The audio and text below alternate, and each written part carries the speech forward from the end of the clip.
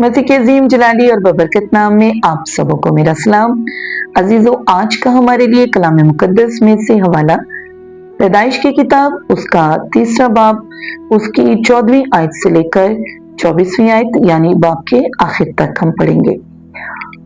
और खुदा ने सांप से कहा, इसलिए कि तूने ये किया तो सब चौपायों और दश्ती जानवरों में मलऊन ठहरा। तू अपने पेट के बल चलेगा और अपनी उम्र भर खाक चाटेगा। और मैं तेरे और औरत के दरमियान और तेरी नस्ल और औरत की नस्ल के दरमियान अदावत डालूंगा। वो तेरे सर को कुचलेगा और तू उसकी एड़ी पर काटेगा। फिर उसने औरत से कहा कि मैं तेरे दर्द हमल को बहुत बढ़ाऊंगा। तू दर्द के साथ बच्चे जनेगी और तेरी रग़बत अपने शौहर की तरफ होगी और वो तुझ पर हुकूमत करेगा। आदम उसने कहा,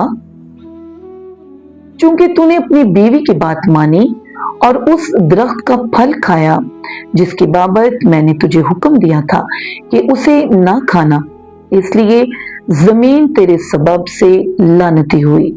मुशक्कत के साथ तू उम्र भर उसकी पैदावार खाएगा और वो तेरे लिए कांटे और ऊंट कटारे उगाएगी और तू खेत की सब्जी खाएगा।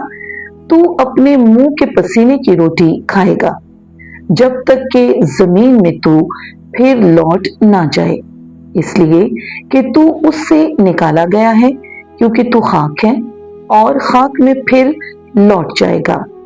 और आदम ने अपनी बीवी का नाम हवा रखा, इसलिए कि वो सब जिंदों की मां है।